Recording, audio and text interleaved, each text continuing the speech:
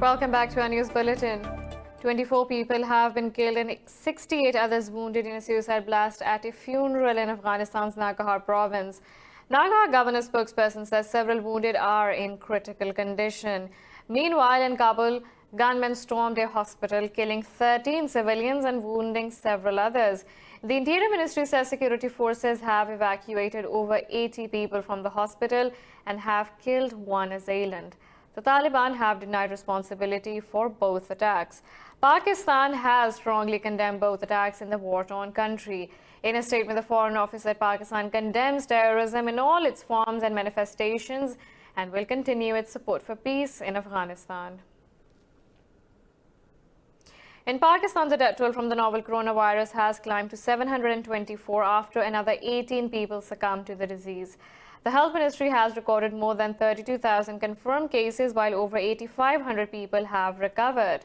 On Monday, Foreign Minister Shah Mahmood Qureshi said Pakistan is ahead of other South Asian countries in terms of virus testing.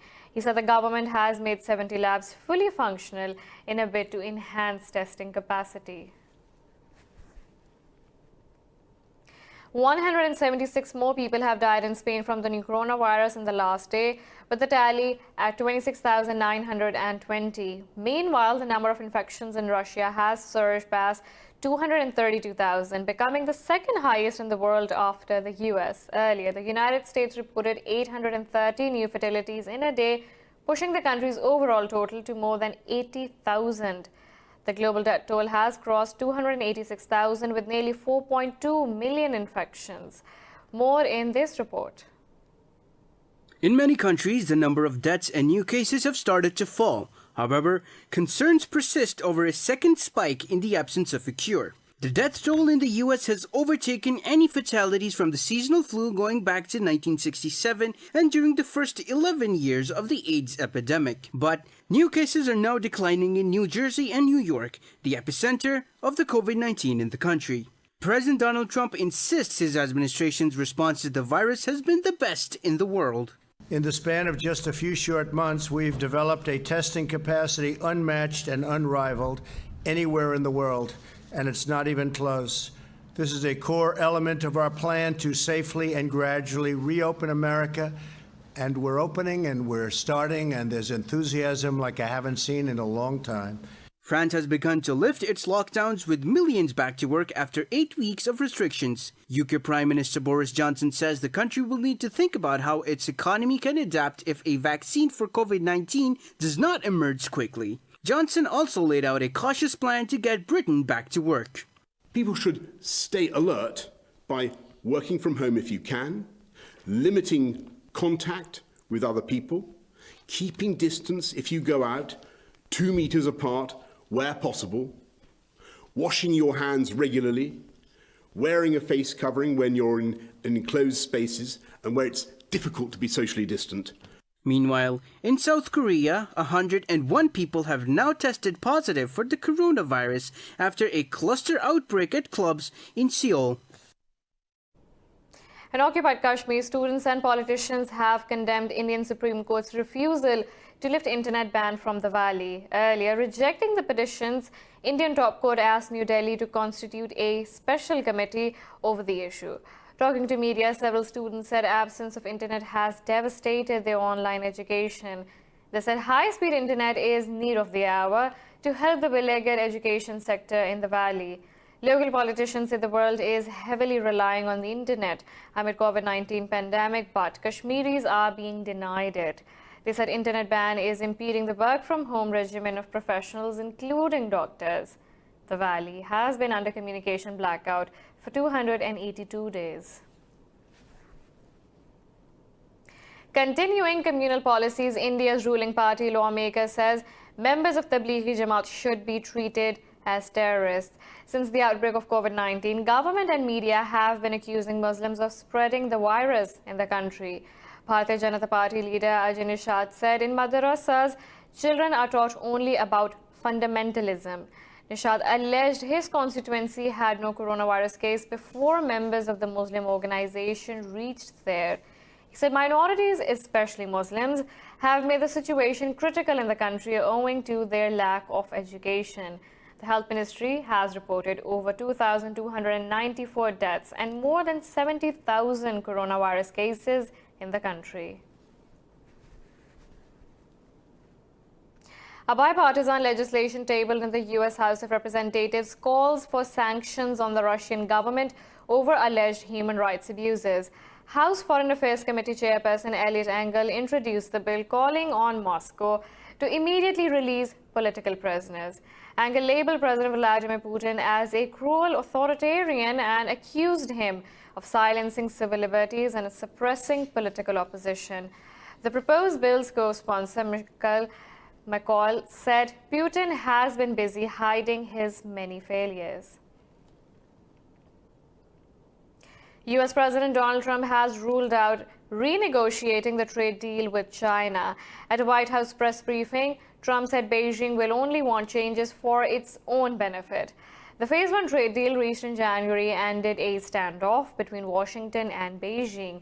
The agreement ended potential tariffs on around $155 billion worth of Chinese imports. In exchange, China pledged to spend at least $200 billion more on American goods and services than it did in 2017 over a two-year period. Trump said it was up to Beijing to fulfill their end of the bargain. China's been taking advantage of the United States for many, many years, for decades, because we had people at this position right here where I'm standing, sitting right in that office, the Oval Office, that allowed that to happen. No, I'm not interested in that. Let's see if they live up to the deal that they signed. Yemen says it will confront an armed rebellion by the separatists in the south as the group has refused to de-escalate the situation. In a statement, Foreign Minister Mohammad al-Hadami said the rebels rejected the government's offer to defuse the tensions. He said the army will do everything necessary to preserve the state, its institutions, and the safety of its citizens. Hadami urged the group to implement the Riyadh Pact, a power-sharing deal brokered in November.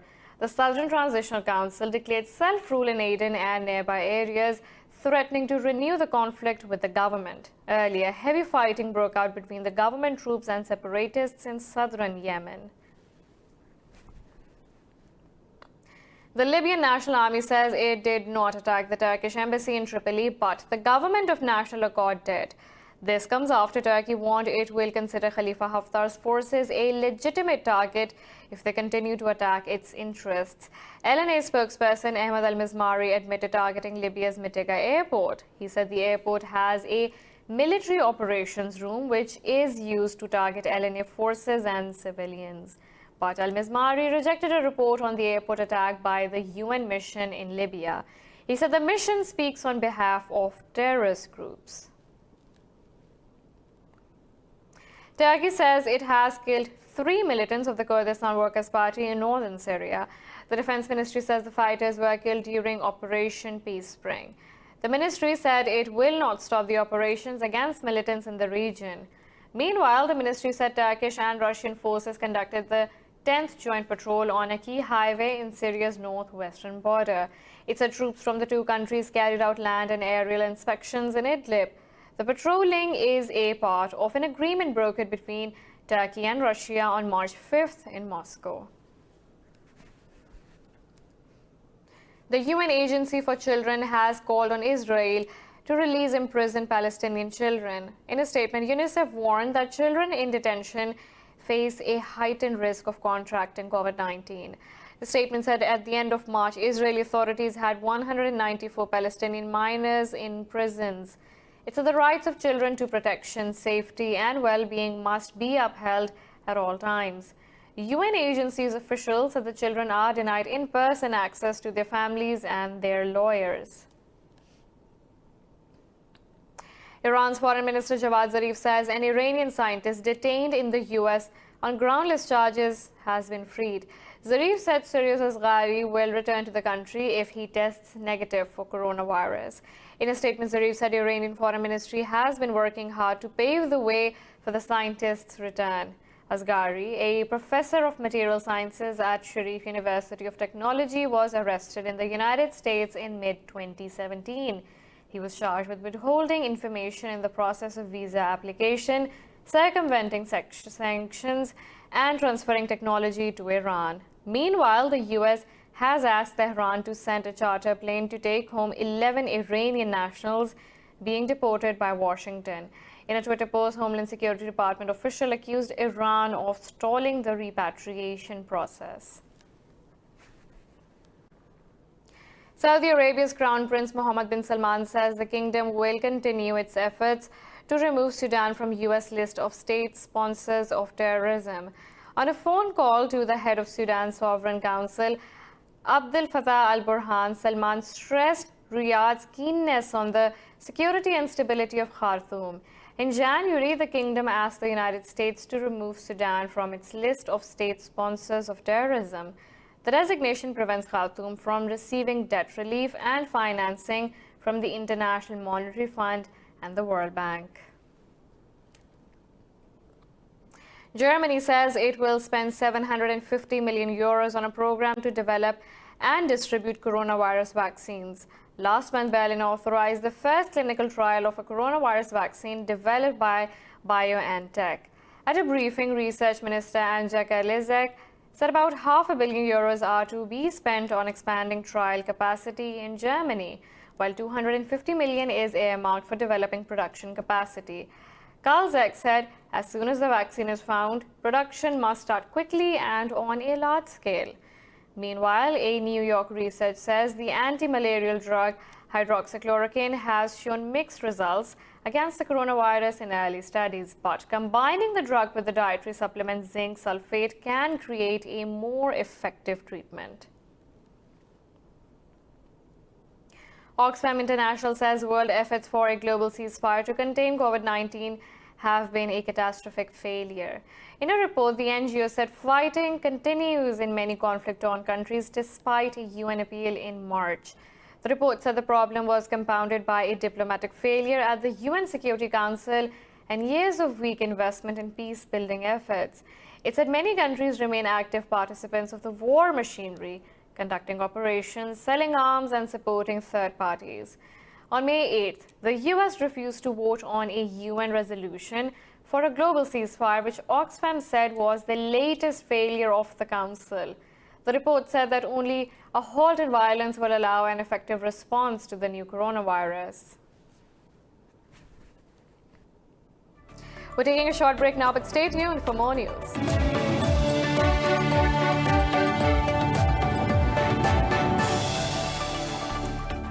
Welcome back. Russia's President Vladimir Putin has eased the nationwide coronavirus lockdown, sending people back to work after 6 weeks. This happened despite Russia's number of COVID-19 infections rising to the third highest in the world. In a televised address, Putin said some regions may keep tighter controls if necessary.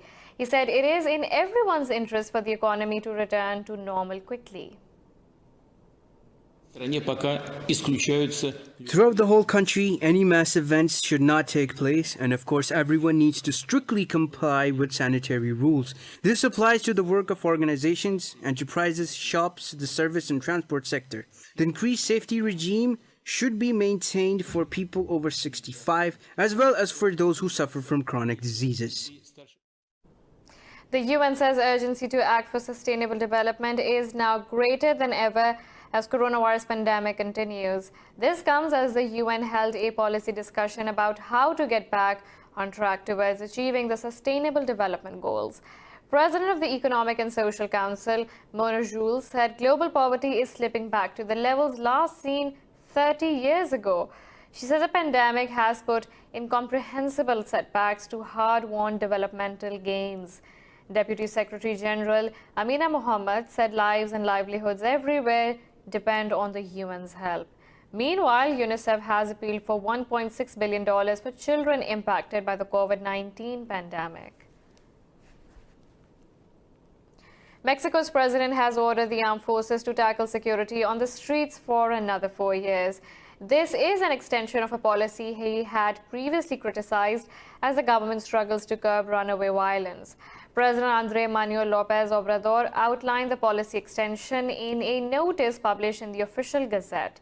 The notice ordered the armed forces to assist the National Guard in public security matters. Obrador won office in 2018, vowing to adopt a more conciliatory security strategy focused on the root causes of crime. But the violence has ground on during his first year and a half in charge, with a record 34,582 people murdered in 2019. The order will last until March 2024, until almost the end of Obrador's presidency. Venezuelan opposition leader Juan Guaido has accepted the resignation of his Miami-based advisor, Juan Randon. Randon acknowledged discussions with the U.S. security firm to topple President Nicolas Maduro. Guaido has denied any involvement in the bungled invasion. In a statement, Guaido thanked Randon and another exiled lawmaker, Sergio Vergara, who also resigned from the opposition's Crisis Strategy Commission. He appreciated their dedication and commitment to Venezuela. Randon has said he cut ties with the firm's chief executive, Jordan Guru, in November, while Vergara said he had not been aware of the so-called Operation Gideon. Meanwhile, Venezuela's military says it has arrested 8 more people in connection with the failed invasion. In Russia, the fire at a residential hospice has killed 10 people and injured 9 in Krasnoyarsk outside Moscow. The emergency ministry said 6 of the elderly residents are in critical condition. The ministry said 37 people, including 8 staffers, were inside the building when the fire broke out. The inferno was put out within an hour, but it caused severe damage. The hospice is located in a wooden home. The investigators said, according to preliminary data, the fire was caused by faulty wiring.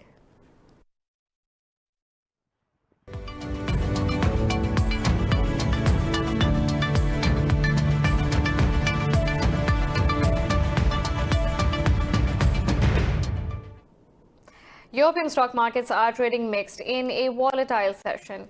Investors have become increasingly concerned about a potential second wave of coronavirus. London's FTSE 100 is trading 0.5% higher as UK plans to ease lockdown restrictions. The gains of Frankfurt's DAX were dampened due to a 12% dip in multinational ThyssenKrupp.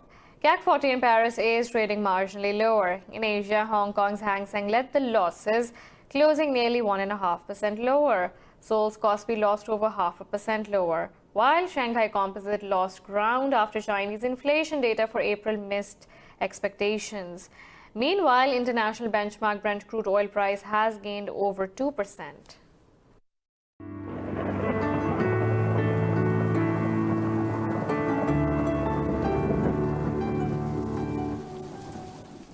Now let's look at the weather from around the globe.